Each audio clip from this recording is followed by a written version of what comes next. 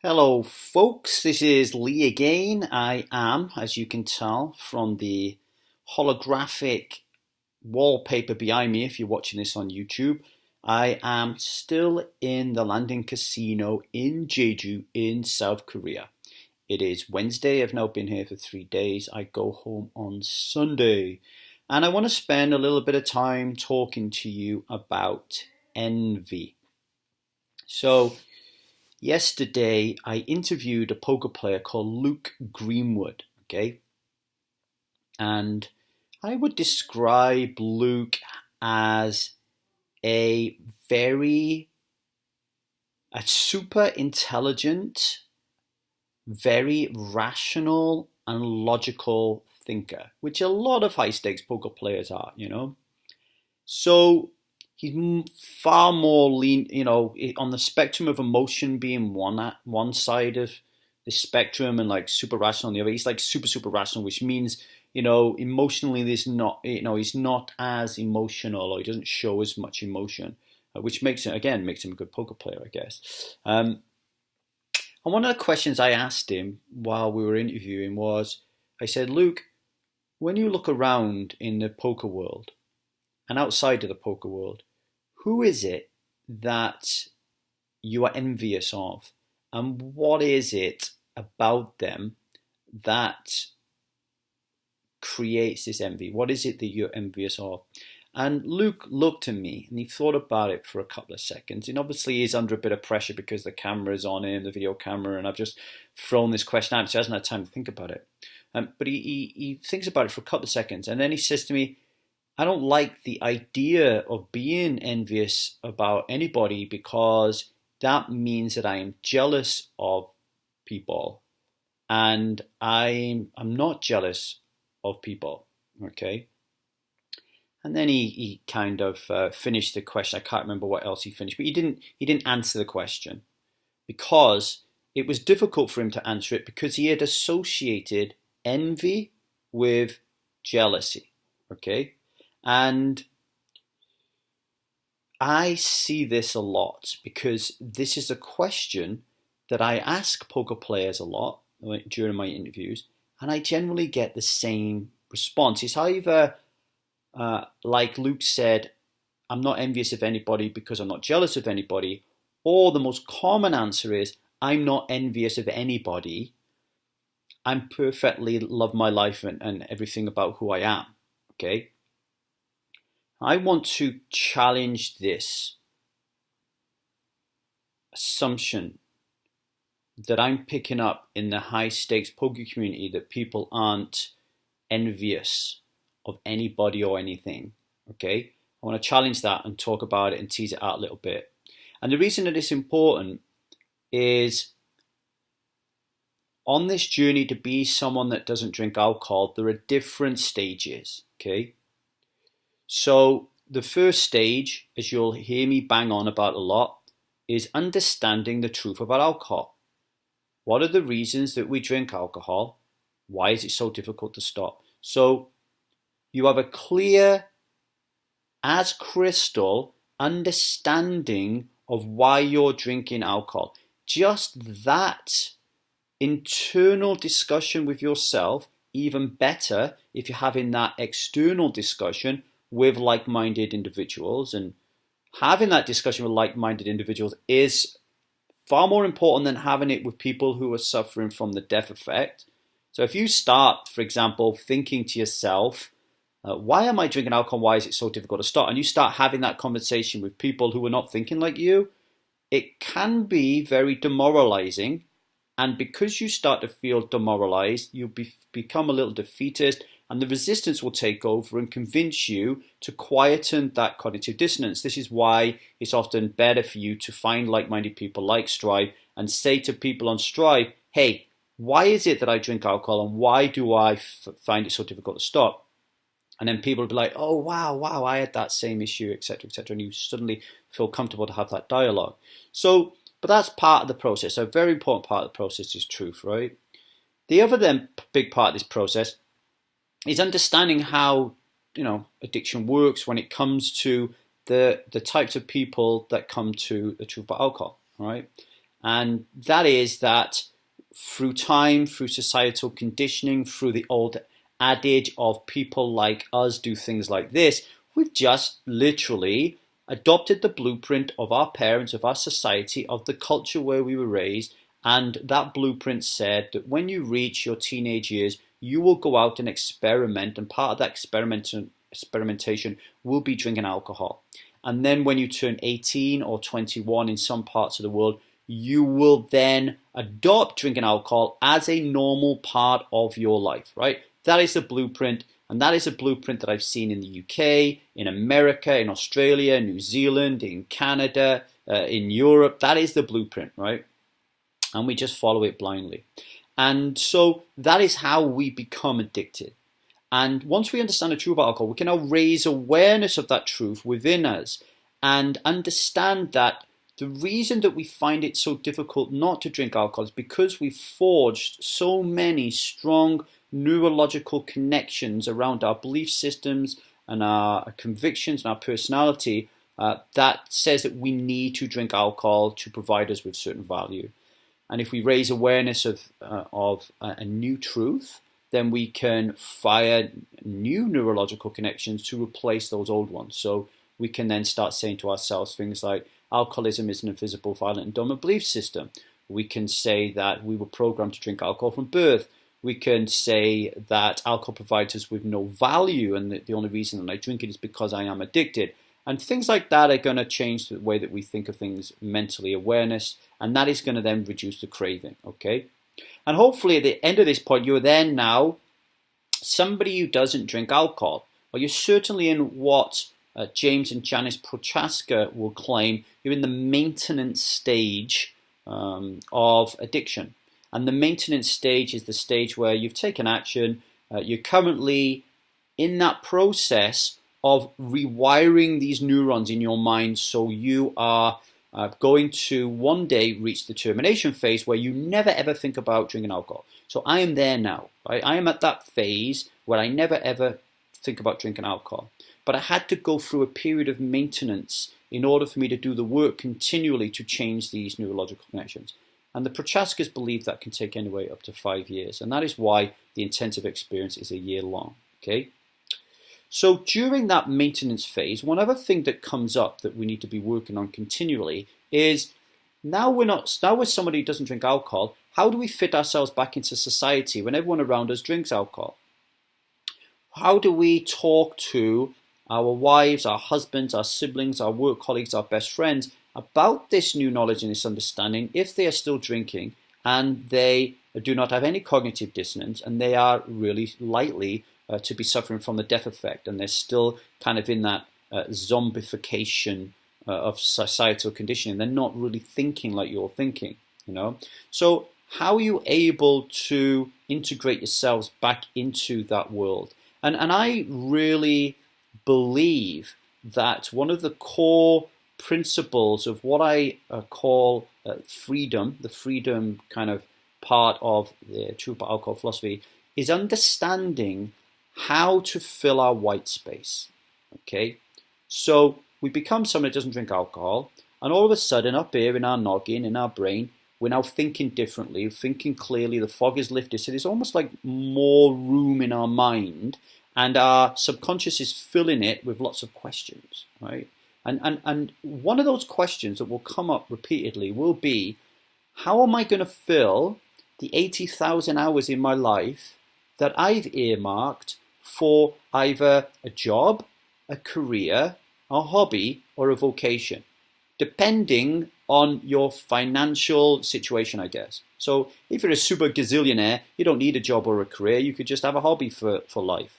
If you're a working class like I am, then you probably need a job in order for you to pay the bills. And 80,000 hours is roughly the number of hours you will spend doing your job or your career, etc., etc. And when it comes to filling your white space as someone who doesn't drink alcohol, then how you spend those 80,000 hours is super important. And one of the things that we teach in the Freedom module is to try to do some work on identifying what purpose looks like for you today.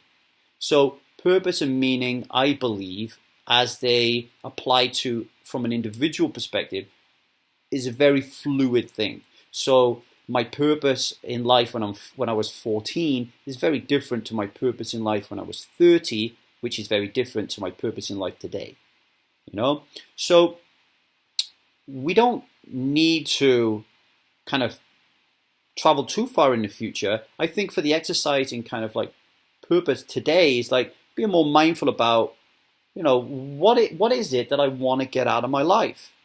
And if these 80,000 hours is going to be the second biggest bunch of time that we're going to be spending outside of sleeping, then it's really important, I believe, that we choose something that we're going to be doing during those 80,000 hours that aligns with purpose. Okay, and that's what we talk about when we're doing this freedom thing.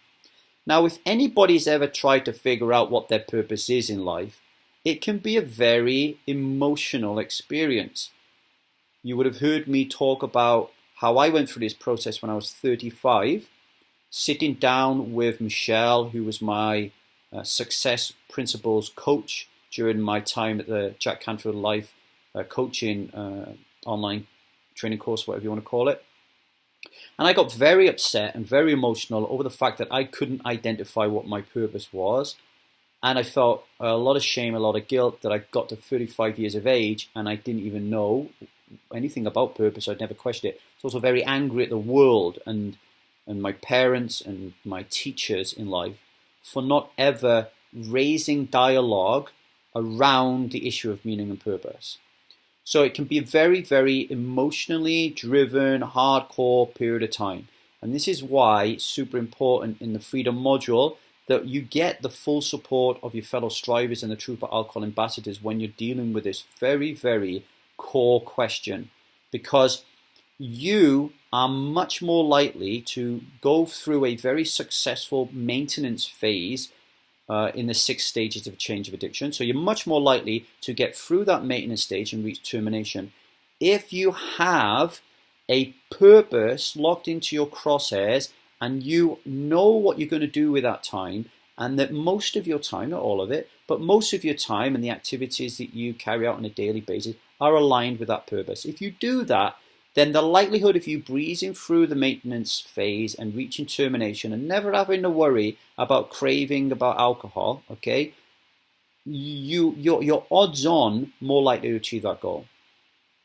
If you do not understand meaning and purpose, if you are not spending every day working on activities that are aligned to a meaning and purpose because you don't even know what it is, then your odds of getting through the maintenance stage and becoming someone that doesn't drink alcohol permanently without craving are markedly reduced, because it is likely that the entire issue surrounding you spending these 80,000 hours doing something that you really don't want to do, or you feel uncomfortable doing, or you feel is draining your life force, or you have a severe cognitive dissonance around, it is going to create a little bit of anarchy in your mind. It's going to be creating a little bit of unrest.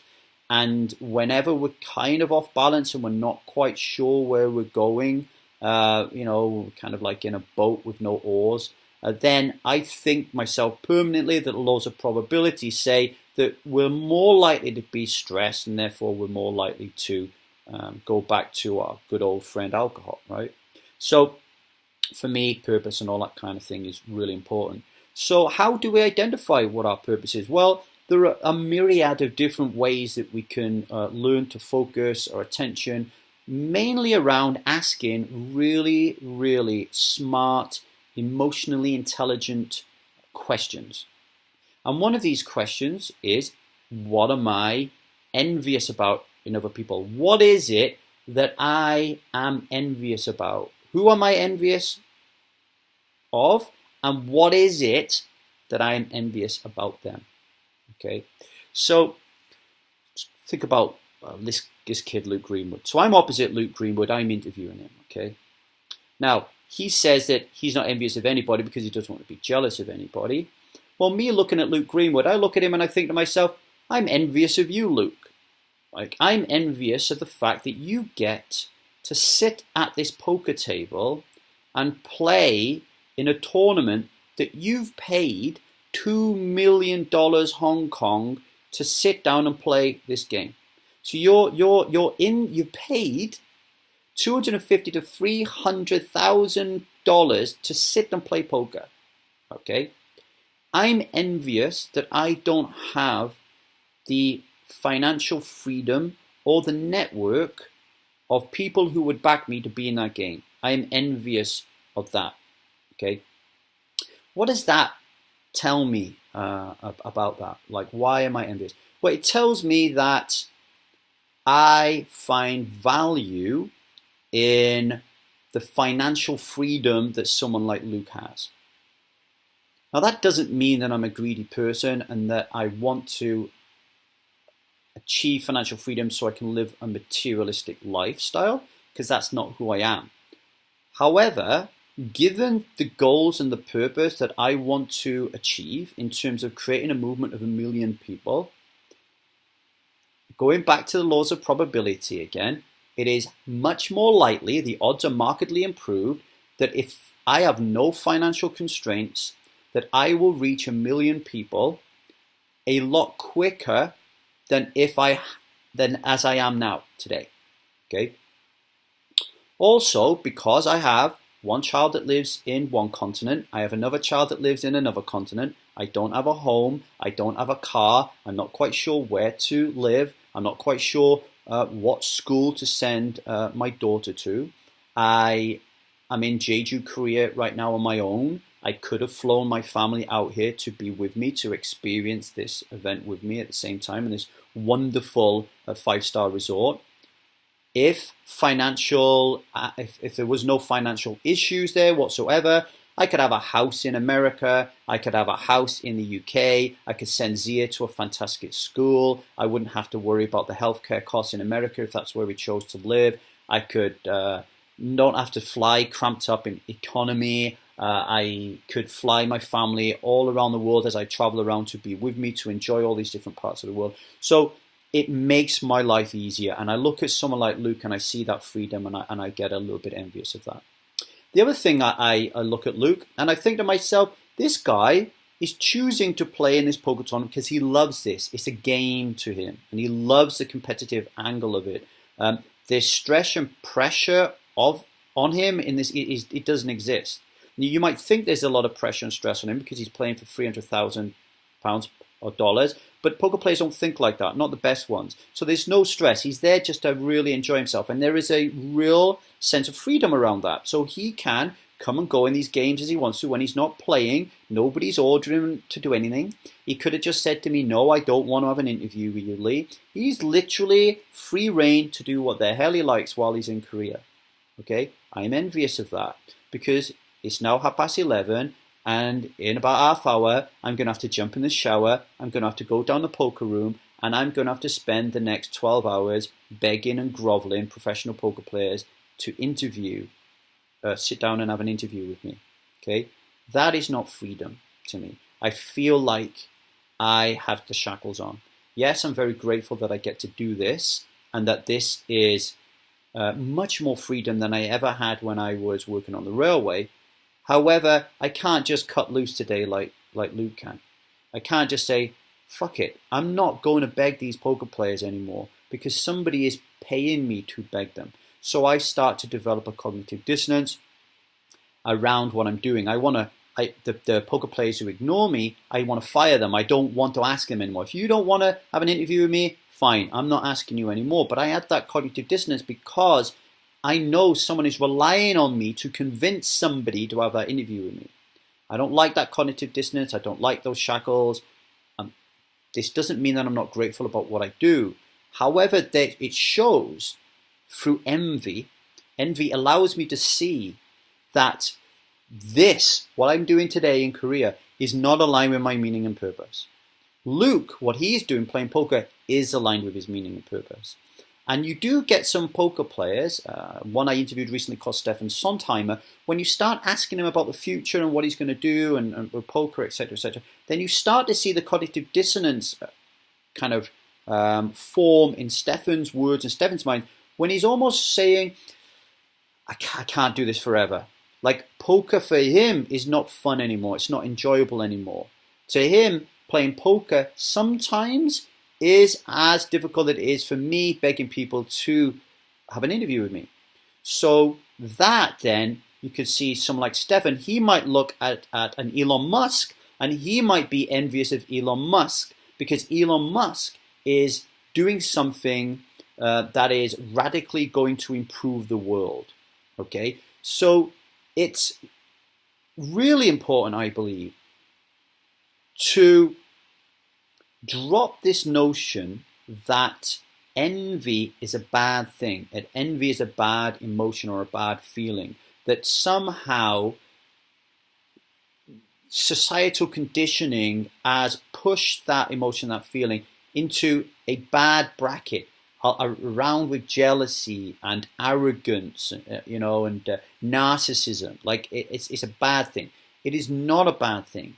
Envy is a good thing, okay? Because it shows us, it reduces some of the fog and allows the crosshairs to come into your focus. So you can start saying, oh, okay, so I'm envy of Beyonce because I wish I had that beautiful voice, because there is no art or creativity in my life.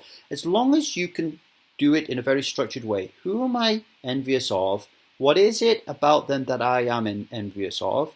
And what does that mean that I'm lacking in my life? How now do I put that into my life so I'm no longer envious of it? And just keep that process going at a very steady rate, evolving all the time, continually improving yourself. I hope you enjoyed that. I hope it was helpful to you. If you've got any envy stories or any questions, email me at thetruthaboutalcohol@gmail.com. If you do want to watch the video, it's just me lying in bed talking to you. Remember, all of the podcasts are also available on YouTube. Just Google Lee Davy, Leedavy, no E, YouTube, and you'll find all the videos. Thanks for listening.